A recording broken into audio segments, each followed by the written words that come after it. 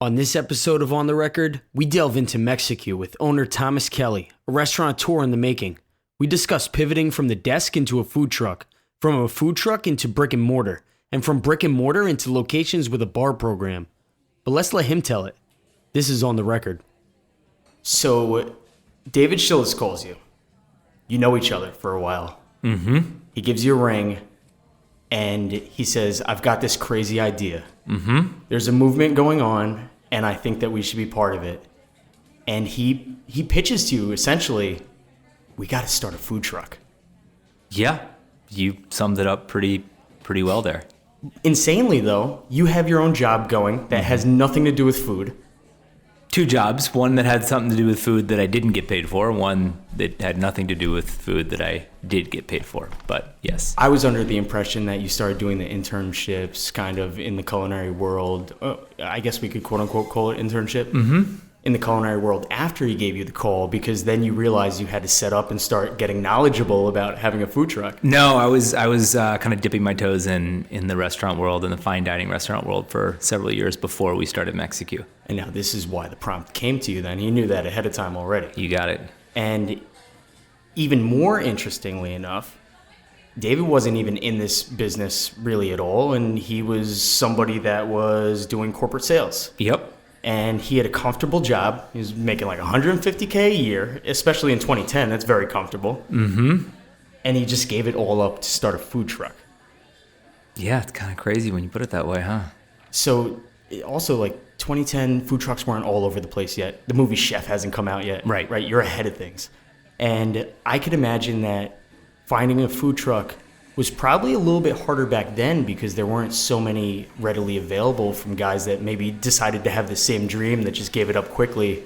Oh no, Dave found basically hit eBay, or Craigslist, one of the two, probably Craigslist, found a used food truck. I think it was a barbecue truck.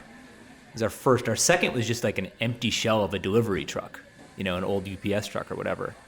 I think the first one was a barbecue truck up in Woodstock, New York. Just some random dude that had a food truck barbecue business up in Woodstock, New York, and bought it from him, drove it back down to New York City. Was that what you were looking for specifically? A truck that kind of had something available for you to do barbecue type things? No, we weren't. I mean, that was sort of, that is a part of the concept. But we figured out pretty quickly that we weren't going to be doing, you guys do this kind of food, so you know what's required in the kitchen. And we figured out pretty quickly that it was not going to be feasible to do that in the truck. Yeah, can you imagine having a giant smoker in the back corner just occupying space for hours on end while you're smoking it whatever would be meats? going endlessly. No, correct. So, listen, it's possible. anything is possible. Just throwing it out there. It's Sure. possible. So you've had a discussion with Dave. You said, I'm learning some things in the back end of the kitchen here. I'm learning things I haven't known before. I'm seeing how people are running the restaurant a little bit. I see we're taking inventory and we've got recipes locked down. And your initial idea, or I should say ideas, where you formulate them together as a partnership. We did. You say, what are we going to produce on this truck? Yeah, I think he had an idea to do empanadas, maybe, or something, some sort of singular item. And this sort of fusion of Mexican and barbecue was something I was cooking at home without intentionally, making this hybrid of food. It was just sort of, I love barbecuing, smoking, grilling, and marrying those flavors of that kind of slow and low smoke and comfort food of the South with the bigger, brighter, spicier flavor profiles of the Southwest U.S. and Mexico and other parts of Latin America. So that was I was like, well, what can we do that's going to be a little bit more unique than just doing a singular item? And with doing such, you start expanding a menu then in your head Totally. ahead of time before you've got the truck. You're trying things out. Oh, yeah. Tasting Right away. them. Yeah, going You got to crazy do the right away, R&D. yeah. And at this time, were you maybe going around checking out other food trucks that existed?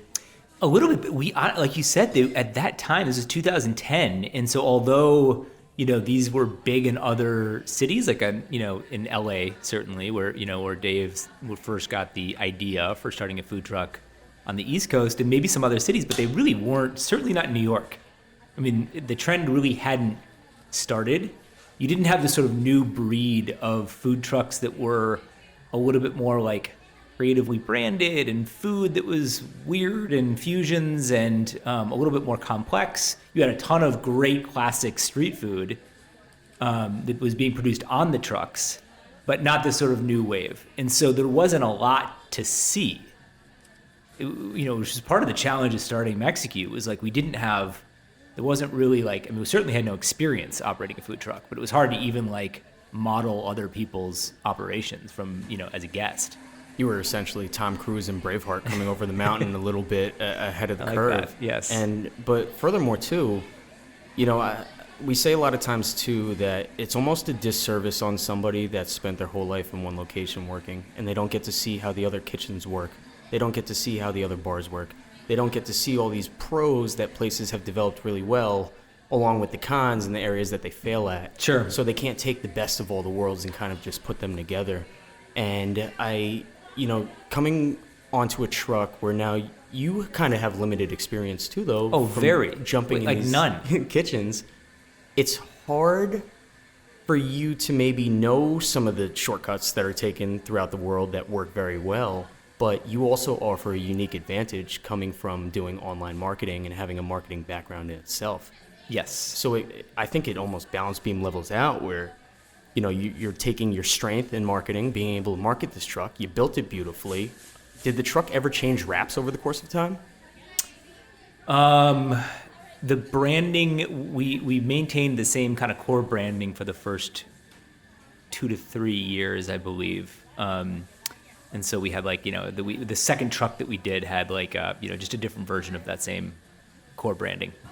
At what point do you decide that the branding needs to be tightened and get a facelift? Well, so to your point, that's, I did not bring in, and Dave did neither, an operations background, so we made a lot of mistakes there. The things that we love, Dave, is a true entrepreneur, loves that, and was really excited about the growth and the grit of getting the business off the ground. And I loved marketing, as you pointed out, and food. And so those things we kind of got right, despite making a lot of operational challenges, which is probably the most important thing. Where were we early in that decade with marketing? I don't think we had hit the Instagram. It was Twitter. It was Twitter Yeah, then, right? so, exactly. Yeah, so it was Twitter. So that stuff was super helpful in building a brand early on. And we got a lot of that branding stuff right, and I think we got some of the food stuff, done well enough, and just made a lot of mistakes operationally, which we had to clean up down the road. I think that Twitter is such a missed opportunity in some cases, and it's interesting because the financial world has FinTwit, which is the subgenre of Twitter for all guys looking at charts out there and saying, these are my bets, this is where I think the stock market's going, and it's awesome. There's a huge community of those guys out there. And then I go look at the bar side of things, and there's nobody really behind the bar and in the restaurant space that's heavily on Twitter and responding to everybody out there and having some type of community referenced around the food community. Yeah, I agree. It seems like kind of a missed opportunity. I guess it's less visual, obviously, so maybe that's why. But yeah, it is probably a missed opportunity. Just overwhelming the number of social media channels that we have to keep track of these days. Well, at that point too, how do people find the truck? Well, that's what we use Twitter for. That? Yeah, so we were using Twitter to broadcast our location every day, which was really fun, because we were moving around a lot and throughout New York City, mainly Manhattan and Brooklyn, and so we tweet out our location, just the classic scenes in Chef. Which came out after you were already doing this, by the way. Let's double note that. Yes, it came out after we were already doing it. However, there was a model that had been established by by Koji and some of these other awesome food truck really, really early pioneers. How long did it take to convert the food truck once you found this up in Woodstock? The truck, I think Dave found the truck in January or February of, February, early, it was Q1 2010, sometime in there. And then we were on the streets by late July, early August.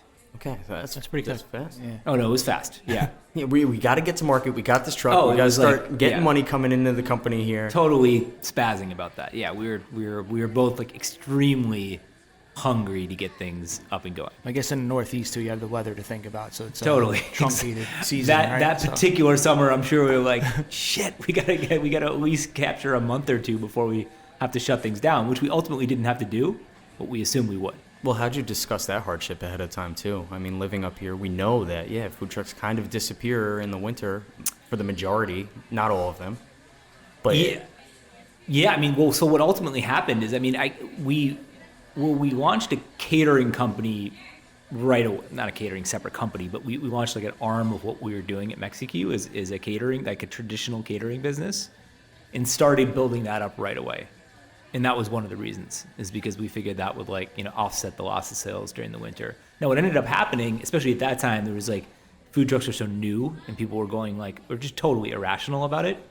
People were lining up in the middle of winter, like days like today where, it's snowing and slushy and disgusting in the streets of New York City. And people are crazy New Yorkers with this new cultural culinary phenomenon lining up around city blocks for it.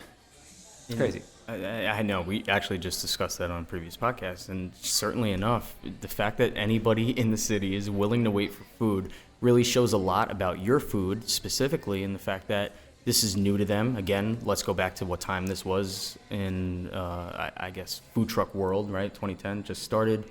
People are so excited to see this truck out here. They're not seeing a ton of them on the streets of New York. Yep. Was it easier to get permits at that point? No. It was not at all. Yeah, but I imagine it's harder. Yeah, because there's no path for it. There was no path.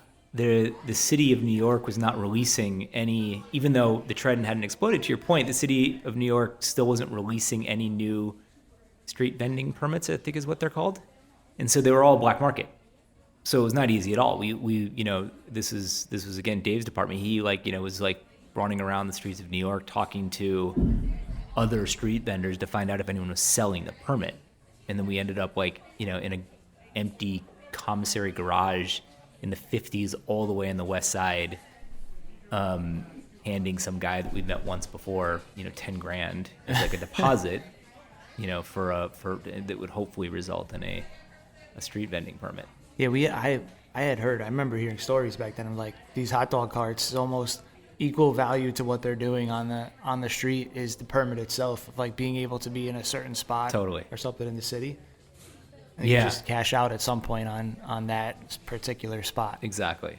Well, so ideally, then the permit kind of holds its own value. You have to renew it every year, though, no? Yeah, you have to renew it every year.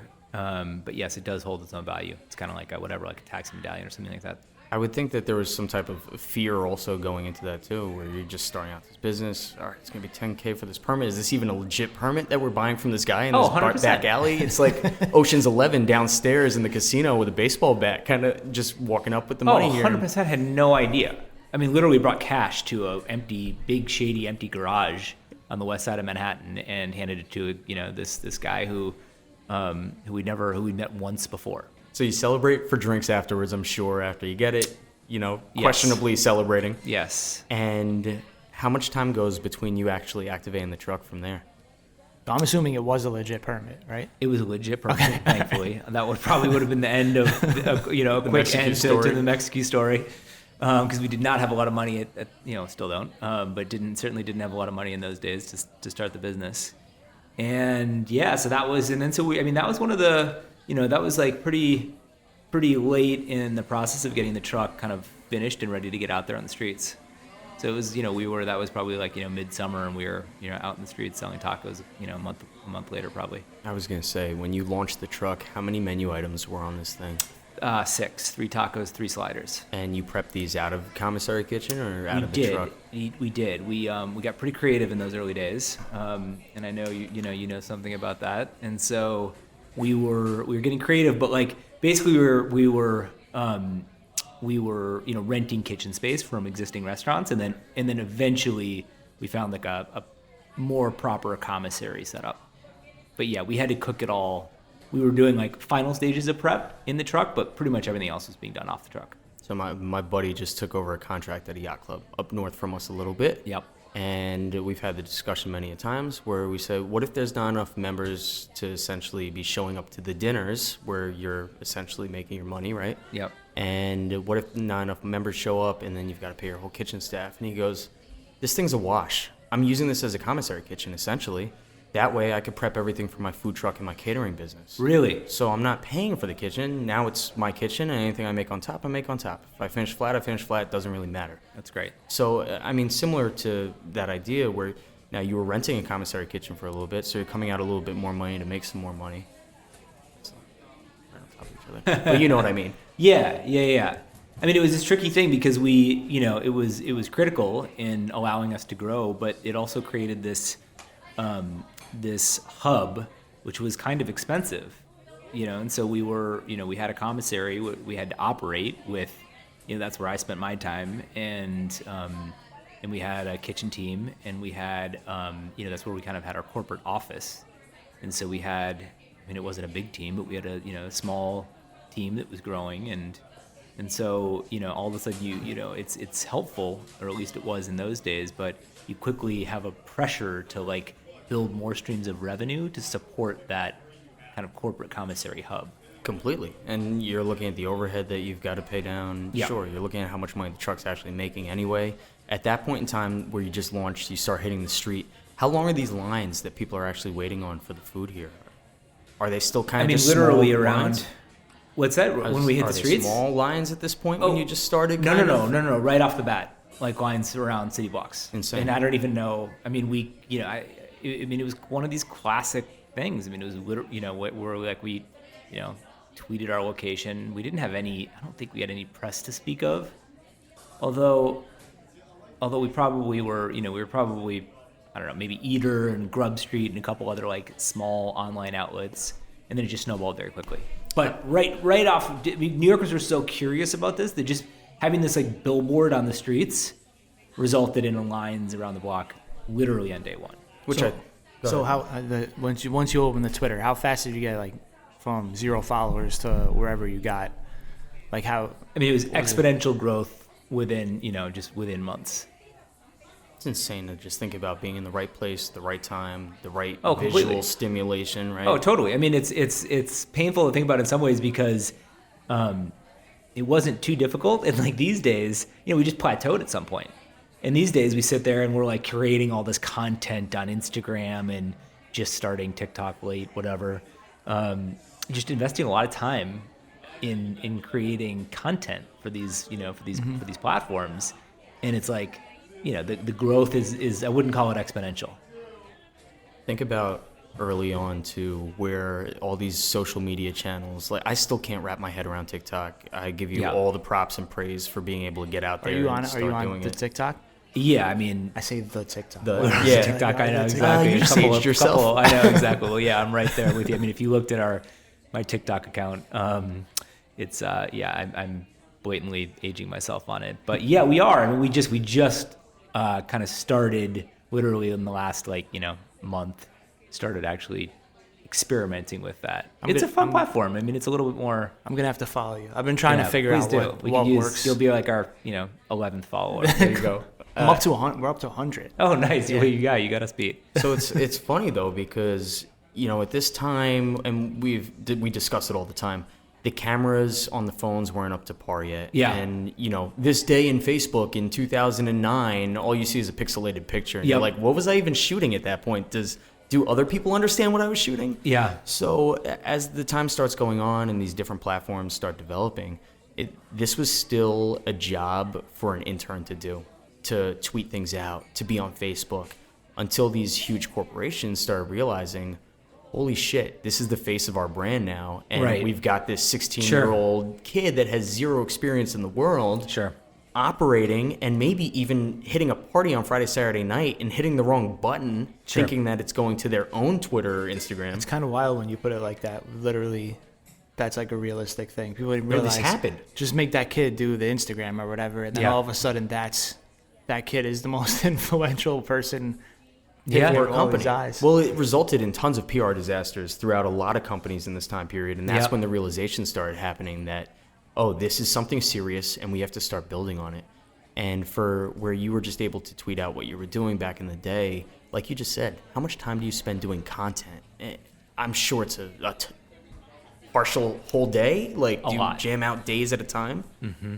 A lot, especially over the last year, as things have become increasingly digital. We're sort of like, our industry is living in more of a digital world. With people ordering online for takeout and delivery more, and trying to communicate with people that way. Yeah, we're spending a lot of time creating content. You utilize one of my favorite photo angles of all time, and that's top down, centered perfectly. The symmetry is beautiful, and a lot of your photos do actually resemble that. The videos that you take are well lit, so I'm sure this is coming from your marketing and online background too, though, where you understand these things. You understand putting the different textures together that make certain things pop. Yep. Or photos pop, or dishes pop, whatever it is. And, there's a lot of guys out there that run their social media that don't understand how the entire portfolio of photos look when you're scrolling down it. Sure. And yours all look like they come from the same camera, the same idea, the same person. It doesn't change anything. And is that all you that's doing these, or? It's a combination of me, and we have a marketing person who's awesome. And I do. She does mostly Mexicue stuff. I do my own stuff on our channel, which we sort of, my online presence exists like almost entirely because of and to promote Mexicue. Yeah.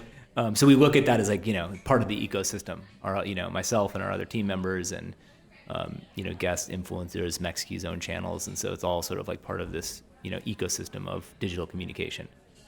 So in the first year with the food truck, you did like $500,000 on the truck. Shit, we got something going on here. This is real. Mm-hmm. And right before I head into this, I wanted to ask, were you keeping the par levels during those long lines going around the blocks of people waiting? I don't want to forget this. To the point where you're running out of food, and are you making phone calls, scrambling, or is the food truck just out of food for the day and that's it? We were all the above. We were, and we had no idea what we were doing. And so, we were already making mistakes, and the fact that we were very busy made that, we were making even more mistakes as a result of that. So we were, we were running out of stuff. We were, I remember very vividly running around, Midtown Manhattan, where we spent a lot of time. We pretty quickly realized there was lunch business to be had in Midtown Manhattan. So we were running around to all the bodegas in Midtown Manhattan to try and find avocados. And Dave and I would be running around Midtown, finding avocados and bringing them to the truck. Yeah, and guys making guacamole real quick and trying to keep up, and then just selling out of food and calling it a day. And that's part of the hustle too. And I say this talking to other guys with food trucks, where they always say once they're out of food, they're out of food. And I go, what are you talking about? You're out of food. You still got 3 In a hours restaurant, on the you just clock. don't do that, right? Sure. So to me, it's unfamiliar. It doesn't make any sense whatsoever. And to run out of food is essentially just shutting down the business. And if you could figure out a way to continue, getting more dough for your pizza or whatever it is shipped into you from somewhere. Yeah, I mean, this was part of the challenge in this model. I think is I mean, it was what we found is that there was a lot of demand. People were it was a great way to launch the brand. People were very excited about Mexicue and a lot of these other food truck brands. It's really difficult to make money on them, and that's partly because sales challenges like you just described, and those challenges also exist in bad weather. I mean, really bad weather, keeping us from being out there on the streets, parking issues, police issues with other restaurants, issues with other food trucks, you name it. A lot of reasons for us to not be selling food. You guys know, we don't not open the restaurants, right? Right. Barring a huge pandemic or natural disaster or whatever. We open those restaurants in any form we can. And with the food truck, there are all kinds of reasons that that will cause you not to be open for business that day. And it hits you on sort of both levels of the P&L because in a lot of cases you've already got food that's been prepared. You've got people that are the team that's ready to go. Even out there on the streets, they've spent time prepping the food, bringing the truck out, and then all of a sudden something happens, you have to call it a day. So anyway, could go on and on about that forever, but it's a real tough business model that way. We were talking a couple episodes back with Kat from Walters, and they have the food trucks running. Mm-hmm. And we were kind of got on this subject when they were talking about doing the Governor's Island events and stuff like that. Yeah. We used to do those. I was going to ask if you those ones. Because she was saying it was crazy. Oh, it was crazy, yes. Run out of stuff, get someone to deliver out to the island. Yes. Yeah. No, we used to do those. Were great. We used to do all those festivals. I mean, that was part of the, really fun thing. And about having the food truck was doing those events, and it was such a great brand building tool. Because you get so many eyes kind of stuck in one spot. Yeah. Would you still want to go back and do things like that? Oh, definitely. Yeah, we were actually planning on, launch the business, as you guys mentioned, in 2010. So last year was our 10-year anniversary, and we had all these plans for what we wanted to do as a brand for our 10-year anniversary or whatever. And one of those things was bringing back the truck. And we figured we're better operators now. We understand it a little bit better. We could probably do layer on some more catering and digital delivery on top of it, and just figure out a way to make it a somewhat profitable business model. And then the world changed. But yes, to answer the question, yes, we'd love to bring the truck back in some form. I was just thinking about the logistical nightmares that Kat was explaining to us about bringing the truck out to Walters. Luckily, there was a freezer space that somebody let us use. Yeah. We stacked all the hot dogs in it. Yeah, it was a cool community that way. Yeah, I mean, that's extremely tough to do. I mean, just thinking about it, the logistical nightmare versus the benefit that you get out of it, in my head, I'm just like, steer away from that. But at this point where you've now built a very large-scale business, yeah, we can figure those things out. That's a very small challenge. By the time we opened up restaurants, it was like, it didn't happen quickly, but we kind of felt like, okay, good, the truck's not good riddance, but we were ready to we realized that operating restaurants was in a lot of ways easier. And we certainly figured out how to make the financial model work better. When did you get to the decision that you wanted to switch from the truck to the restaurant? Pretty quickly. We opened up our first tiny little brick and mortar on 7th Avenue between 29th and 30th in the city a year later in August of 2011. So that's it's pretty fast. So if you think about the time, we started working on it, it was all kind of happening very, very fast. With opening that restaurant. Did you keep the truck going? Yeah, we kept the truck going, and we got another truck. Okay. That following summer of 2011, we got another truck, and we moved into a new commissary, and so we were sort of growing in a few different directions. And you didn't use the restaurant as a commissary, so you still had the separate... No, we didn't. We actually, at the time, because we had this functioning commissary, we figured we'd get a smaller restaurant footprint with a very small kitchen. Yeah. And so, so it kind of resembled the operation of the food truck, but obviously in a brick and mortar space. Gotcha. In shifting from that, right, now we see we did the $500,000 a year on the first truck. Cool, we could do this. We're crushing it. Let's expand. Is that the next rational thought? And let's get a brick and mortar? Yeah, it was a little bit. There was an appetite for an excitement around growth, I think, and then there was also kind of just a survival mode that kicked in right away. It was this sort of, and you guys know this because you're in this world, but pretty much immediately there was excitement about growth, and then just sheer anxiety about staying alive and doing what we need to do to expand the business in order to not let it fizzle. Sure, because your overhead costs then go up drastically, exactly, and your loans that you take out or whatever all the things. So it was part of it was just excitement about growing. Part of it was okay, we need to grow in order to figure out a model here. So how long did it take to actually develop that first real brick and mortar location that you had? To build it out? Yeah. It was quick. It was a small space, as I said, only 450 square feet. And this was, it wasn't a conversion. It wasn't a second generation, but it was a pretty easy space to build out. So it was only probably 3 months of build out. You didn't have a bar program yet? We did not have a bar program. It was just grab and go, tiny little mezzanine space for people to eat upstairs, but it was, all quick service. We spoke to Rocco DeLeo in some of our earlier episode, and he is a restaurant architect, essentially, and we really dove into the different textures that are used in restaurants. Cool. And how to create contrast and how to create the flow of people coming in and out. And I know essentially Mexicue is supposed to be more of a quick casual, jump in, jump out, get your food. You were still sitting down at tables in this first location. Mm-hmm. And how many things did you just realize out the gate when you built this place? Oh, we've got to change this, or we've got to change this, and you were kind of just tons. Almost Gary Vee-ing, just get it out there and then we'll fix it as it goes. Oh, right? tons. I mean, in everything that we were doing, it was sort of like, building, what do they say, like building the plane, as you're flying it. And so we were very much in that mode. In the restaurant, the concept was evolving too. The menu was evolving, just the food was evolving, the recipes were evolving. And so, as that happened, we were, the kitchen operation was evolving, the equipment needs were evolving, the style of, the service was evolving. And then eventually we went into full service with a bar. But even before that, constant evolution, constant building the plane while we were flying it.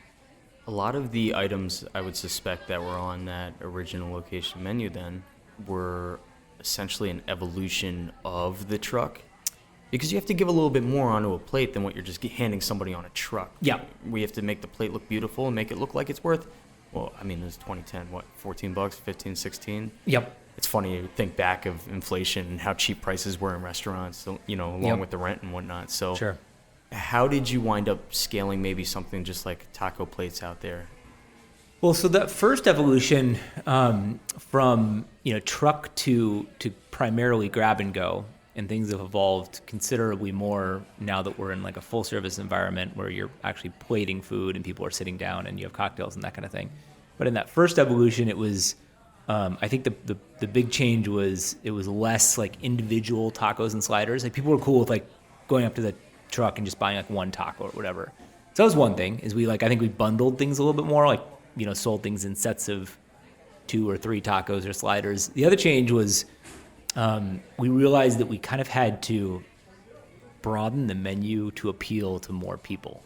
And so, we started doing things like grain bowls and salads rather than just tacos and sliders. Things like a limited menu like that kind of flies out of a truck, I think, but it doesn't fly as much out of a brick and mortar restaurant. You need a little bit more like variety in the menu to appeal to like more types of people. Because you got to fill the seats.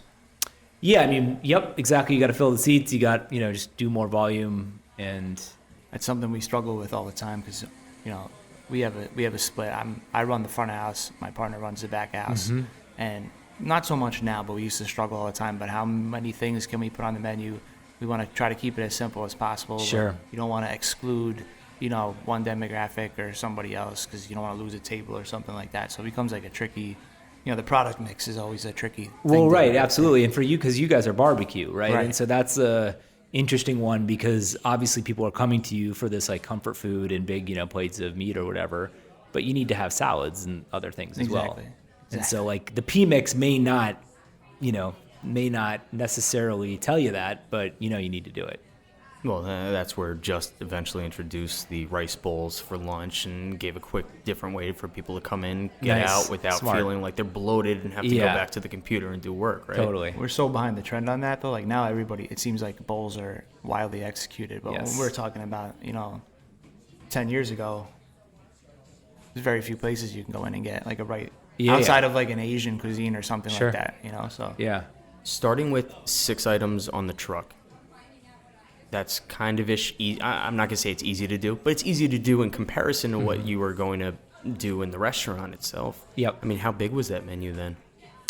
Well, so we're modern Mexican, with influences from other places, but we're modern Mexican. And so one of the advantages I think in our category is that we've like, not to compare us to Taco Bell, but it's almost the Taco Bell model where you like a relatively small amount of SKUs can produce a lot of menu items. So we actually didn't have to expand so much the number of like prep items or recipes or even things on the line so much. We just kind of expanded the way that we were using those items. So your quantity of prep went up heavily, but you didn't do that many different food items. Well, the opposite. The quantity of prep didn't go up that much at all because we were working with pretty much the same number of items on the line. Mm-hmm. We just brought in, lettuce and brown rice, and then all of a sudden, the 3 tacos and the 3 sliders became, 8 more rice bowls and salads, and then we started doing a couple other things as well. Gotcha. So, how many times? I don't want to say how many times. The aesthetics of the original build-out. How much did that shift over the course of time in that specific restaurant? Well, the aesthetics and the branding have evolved constantly over time. I mean, that's one of the things we're that we value a lot is just sort of like constant evolution and change. And it doesn't mean we're not changing the core of who we are, but we're constantly evolving the brand identity and the way that we decorate the brand, so to speak. And so in that restaurant, things we evolved the look a little bit, but not a ton. There wasn't a lot of space to do much. But it did evolve a lot when we opened up our first brick and mortar space, our first full service brick and mortar space a year and a half later. And then, the visual identity, the interior design started to evolve quite a bit. So Dave comes to you and he goes, hey, I've got this crazy idea. We're going to expand this business even more. And I'm going to start making calls and I'm going to find funding. And then sure enough, he does find funding and you guys sell a little bit of equity, right? Mm-hmm. 25% to who? I don't know whether it was 25%. I can't remember exactly the details of the deal, but we spent months or years, not quite years, but probably like a year and a half just sort of pounding the pavement trying to raise money. And we cobbled together a handful of great restaurant industry folks, investors. But then but they were all kind of participating in relatively small amounts, and so that was, long story short, the round was led and filled out by this guy Sandy Bell, who started Ruby Tuesday and grew that for a long time, and has done all kinds of other amazing things in the food business world. Blackberry Farm, Ruby's, several other concepts and businesses along the way. When Sandy came in here, though, also, and having 40 years of experience, essentially, if not more, with Ruby Tuesday. Sure. How great is that to have as somebody to kind of lean on and say, hey, check out our business, look at what we're doing, and how can we tighten this up? That way we can make a little bit of a better margin and find some streamlined efficiencies that maybe you may have missed, considering this guy's been around forever and has seen it firsthand. For us, it was incredible. I mean, I think it's tricky for people because sometimes people, especially in our world, when you're dealing with chefs and that kind of thing, egos get in the way, and you're not as open to bringing on what is definitely a marriage partnership. In our case, we were we were pretty painfully aware of what we didn't know, and so we were really excited to have him come on and work with us as a partner in helping, continue to build this company and figure out how to be better operators and evolve the brand, evolve the culinary and the menu, all of it. It was very valuable. Was there one single defining moment of something that maybe he told you that you picked up and you said, oh man, how did we not realize that? It's going to be hard to pinpoint one because there was so much. So many. Yeah. But, I think, we talked about food earlier and this, and I probably was just channeling Sandy when I was saying that and making sure that the menu is, diverse enough so that, it's appealing to lots of different types of people.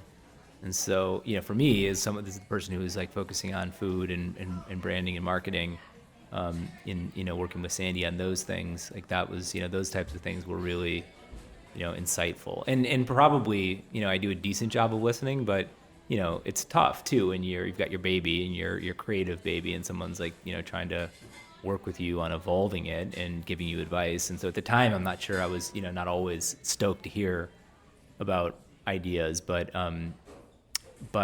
certainly in retrospect, it's, it's always just, that type of guidance that you need to, you can't just have 3 barbecue tacos. It needs to be broader than that in order to appeal to more people is just, invaluable.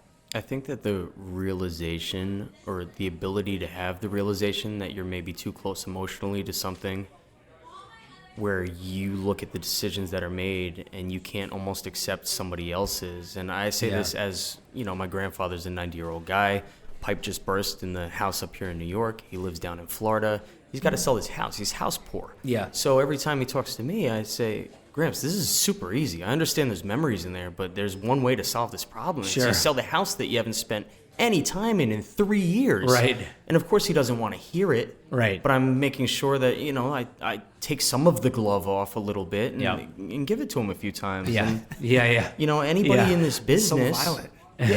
Anybody in this business, really has to kind of realize that sometimes you're too close to seeing what's happening. Have to. I completely agree. I mean, we just talked recently just about how you were giving a spend to just go out and do R&D because you can't do it all the time. Right. So you give your employee some cash to go with. Smart. And say, hey, go check out the places and report back. Yeah, we gave. That's awesome. We gave the managers the ink card within a little expense, a small one. It's nothing crazy. They're not going to Vegas and like having a crazy weekend, but yeah. That's so smart. Try new places, come back and. And has it worked? Have they come back with good ideas? Yeah, I mean, this is the last 6 months or so, but yeah, I mean, it got us out and say like, oh, I saw, X did this kind of thing with the plate, and actually, when we're designing the new restaurant, some of those ideas have come from that. That's R&D. Awesome. That's like, really smart. Oh, they have like this kind of setup. This would help us execute a little bit better.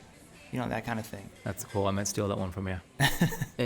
I've just seen so many. I've worked in a lot of places. I've seen so many owners just get locked down into their own place and they forget what's going on outside.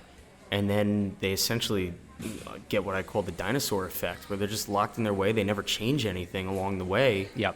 And then all the other places are starting to become the cool, trendy spots because they tried new things. And this was all going on right under their noses, and they had no idea that the world was changing outside of them. Yep.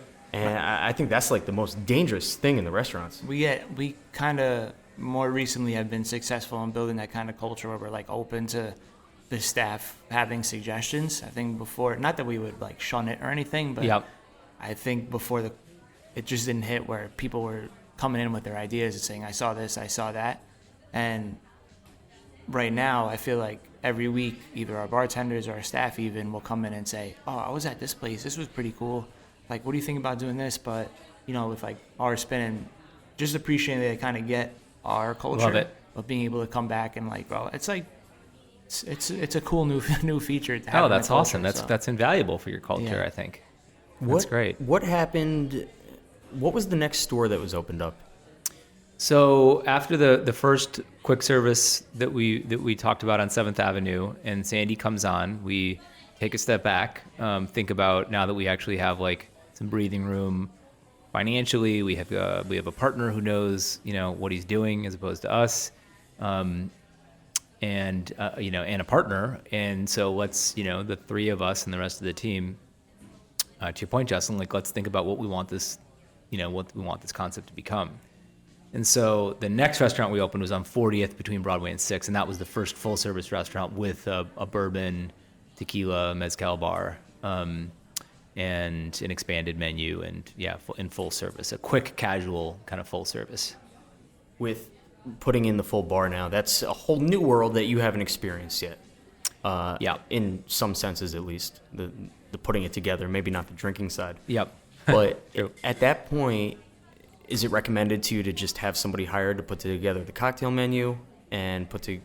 Oh no, I had done enough. To your point, I hadn't been on that side of the bar, but I'd spent enough time on the other side of the bar as a guest, and doing stuff at home that myself and then along with our team were able to like put together a program. And you just mentioned mezcal bar, which is different than saying a tequila bar or something like that, which you see a lot of tequila bars.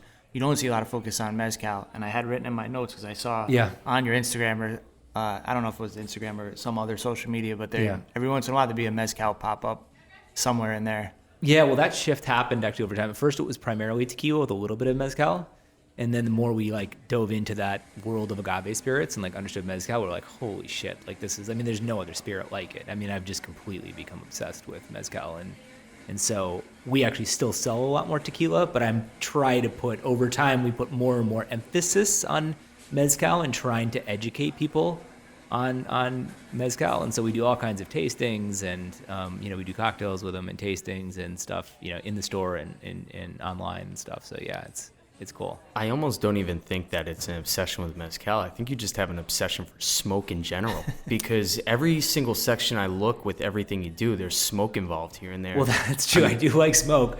Ironically, though, we actually We have over the years smoked some things, and there's some irony in that because at this point we actually, the food has just evolved in different ways, and we actually do very little like traditional barbecue like we do. But yes, I love playing with fire. Do you scotch as well or no? We do. We have a little bit. Couldn't even tell you what we have because it's so. We just don't sell scotch. I would think the link between the peatiness and the Scotch whiskey versus the mezcal would be something that's right up your alley. Oh, for sure. Personally drinking. Oh, even. for sure. Like that might be a cool flight to do. That's actually a great idea for we've done a bourbon to tequila flight. There's a real cool link between bourbons and aged tequilas in the kind of caramel flavor. Yep. But I like that one a lot as well, doing like scotch and the peatiness and smokiness of, relating that to mezcal. It's a cool idea. Tell me how, now that you're situated, we have 3 current locations, right? Tell me how the pandemic really kind of hurt things as far as the momentum that you had. I mean, we're sitting right here in Stamford, Connecticut, where there is Mexicue. Yeah. And I've been there multiple times. Yeah, and awesome. It was interesting even going there during the pandemic. There's clearly not many people out in different time periods. The summer did help get a couple more people going out during lunchtime. Mm-hmm. But I've sat outside on that patio now, and I've had some guac and chips. I've had a cerveza and enjoyed the view there. And it wasn't crowded in that sense. But I know for a fact that, this area, the rent is insane. Yeah. You're sitting here in the center of Harbor Point, newly built, the sexy area of Stamford. Were the landlords essentially kind of helping to work with you a little bit on this? You're a fixture; they can't lose you. Yeah, so we have 5 locations, 3 in the city, 1 in Stamford, 1 in DC. But if you looked on our website today, you probably saw 3 listed because we closed 2 of the 3 New York City stores over the winter and consolidated to just our 1 Nomad location. Gotcha. And to answer your question, yeah, I mean, we had long conversations with, a series of long conversations with all of our landlords, and some of them went better than others. In the case of the Stamford location, that was a good, productive conversation. They were, they were helpful, very much helpful in helping us kind of like weather the storm of the first several months. I think the question will be, between those sort of like landlord concessions and PPP, we've been able to bridge the gap? I'm curious how you guys have thought about this. I think the question will be, once we get back to a more normal state of things, whether that's, later this year, hopefully a lot closer to it, or, in the next couple of years, like whether those leases at that point are still affordable. Because in a case like Stamford, yeah, I mean it's not a cheap area. And just to follow up on what you're saying, it really made us realize in the last year how different landlords can be from one to another. You almost don't think about it before. Sure. Like landlords are landlords, sign a lease, you pay the rent, done and done. But now dealing with 2 different styles of landlord, one where, his business is building buildings and retail spaces, etc., and trying to build and grow and like new, like I was talking about the retail with luxury apartment buildings and stuff on a much higher scale. And then another location is more residential landlord that just kind of owns a lot of buildings. Yep. So their attitude and approach to business is wildly different. It's like one guy's understand. I don't want to say doesn't understand, but one guy is this is his life, this is his business. The other guy's basically owns real estate, right? Yeah. And they have different outlooks. So working with them on the same thing is like I had this conversation with him and it went one way, and you have the same conversation with a totally different direction, and it's eye-opening to really pay attention to who you're making this.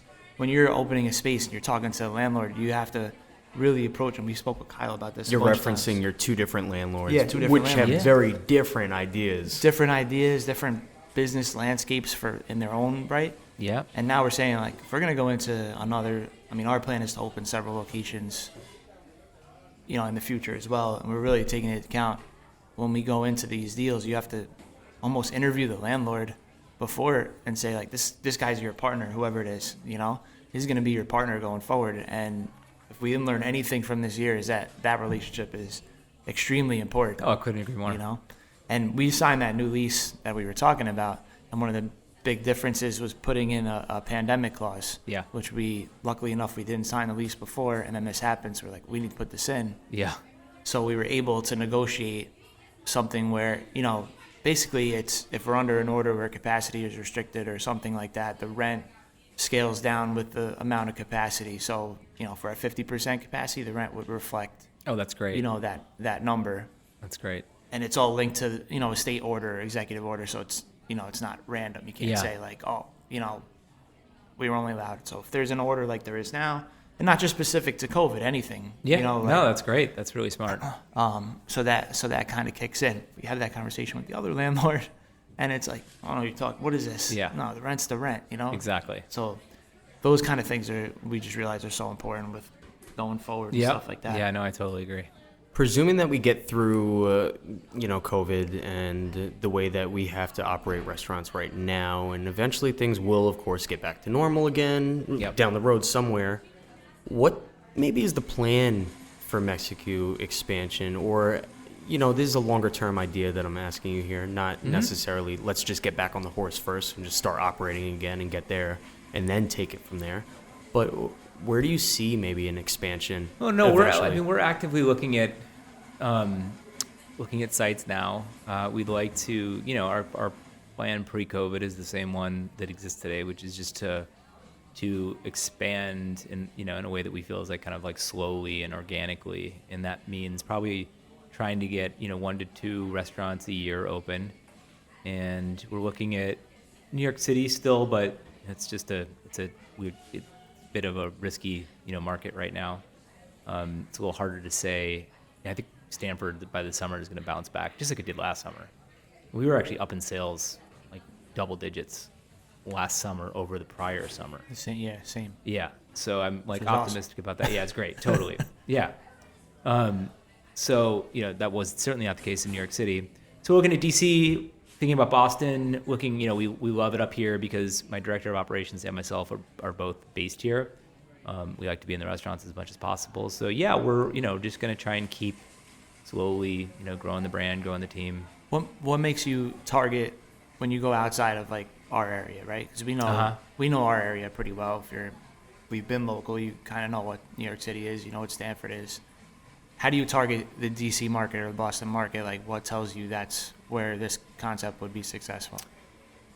Yeah, I guess a couple things. I mean, one, we just looked at markets where there's some density.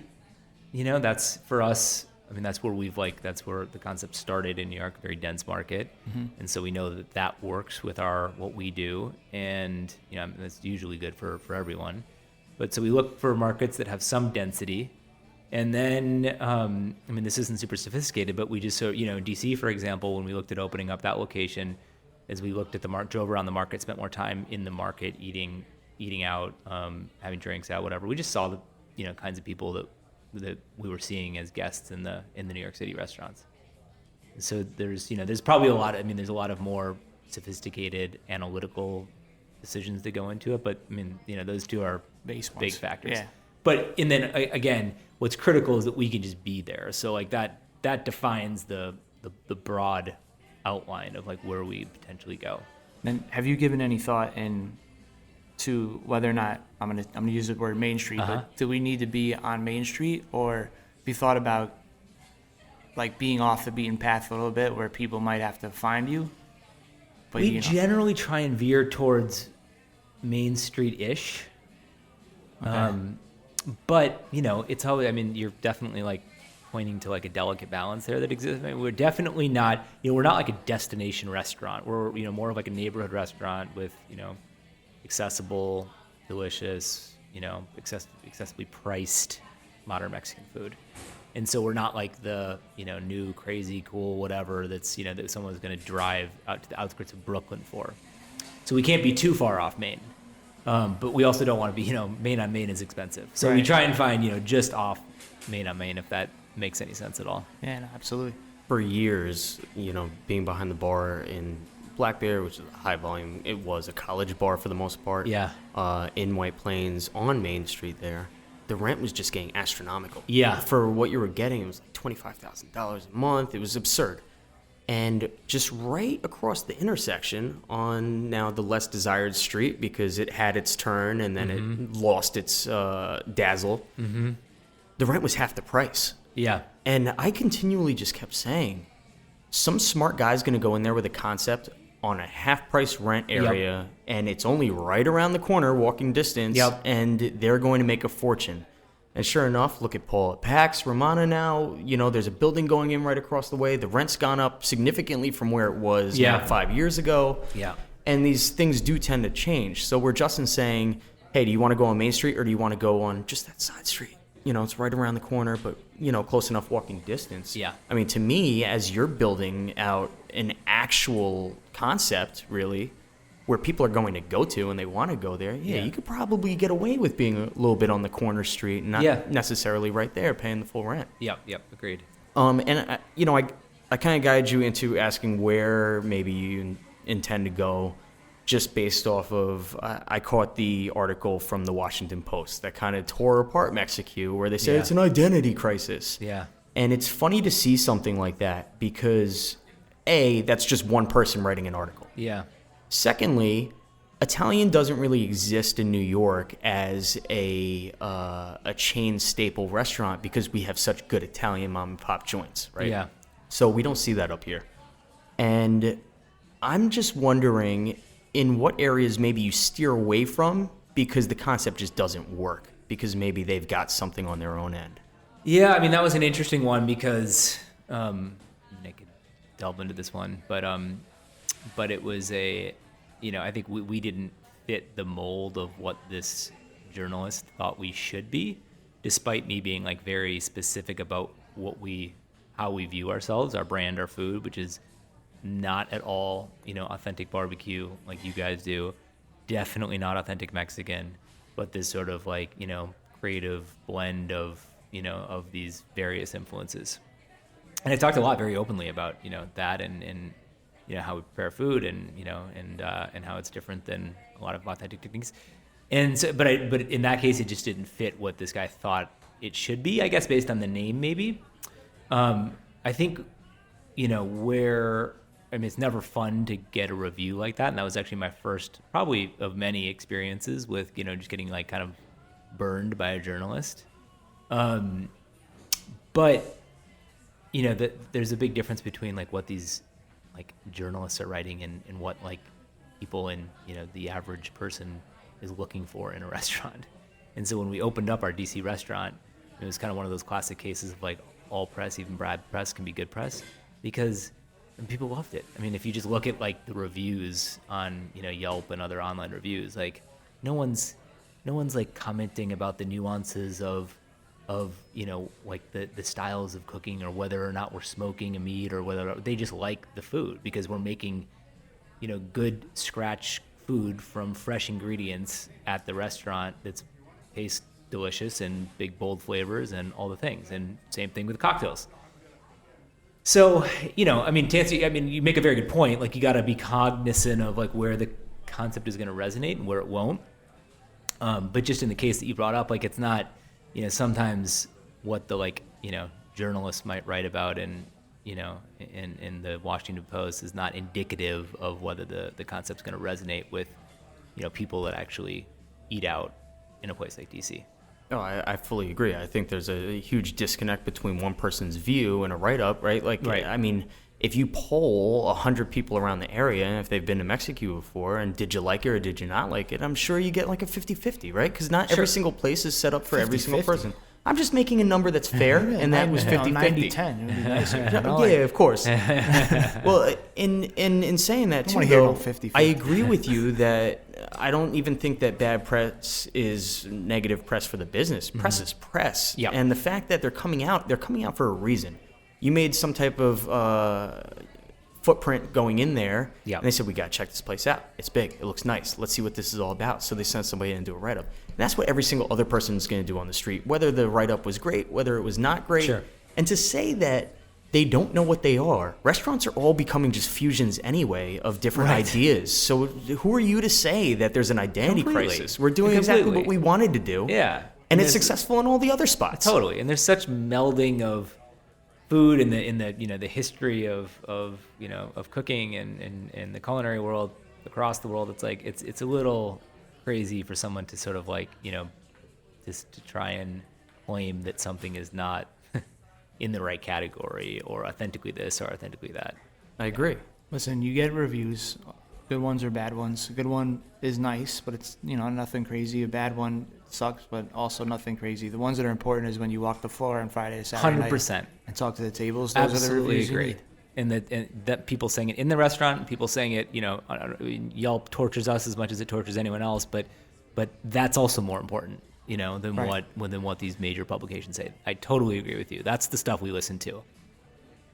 So if I went into the restaurant tomorrow and sat down and I asked the waitress for Thomas Kelly's favorite mezcal, what's going to happen? I think you've read our website about us, so I appreciate that.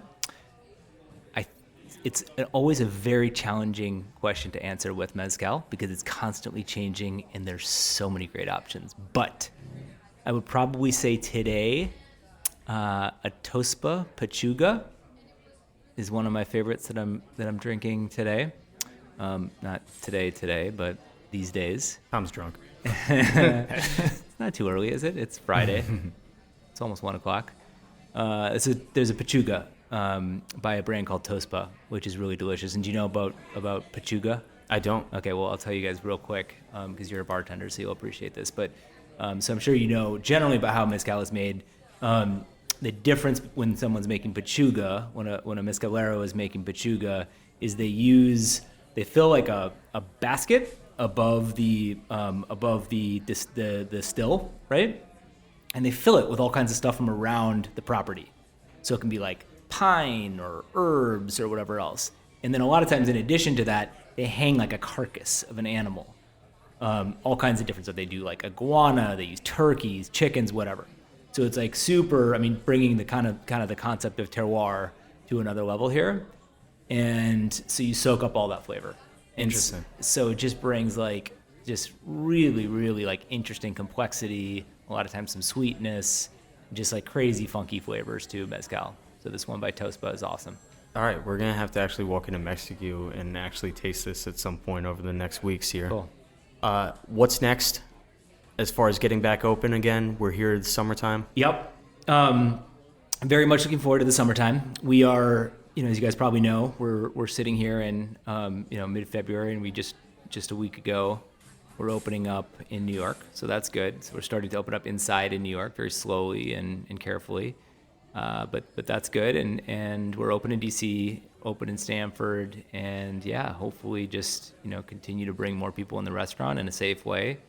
And by later this year, we're back to kind of a fun vibe and all the things that we, were used to doing a year ago. I'm excited for summer 21. Yeah. Agreed. Where can they find the website? Where can they find it on Instagram? I guess pretty much everyone just goes to Instagram at this point, right? Everyone goes, just Google Mexicue. It's all there. Just that. Just put Mexicue in and it's going to show right Yeah. up. Are they going to be able to find yours from there? Yep. Say no more. Yep.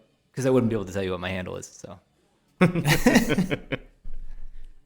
Waiting on Fries will release short-form conversations with plenty of topics that are relatable to your restaurants and bars on Tuesdays. On Thursdays, hear more of what you just listened to from your favorite businesses and parts of the industry that you've yet to discover. This has been On the Record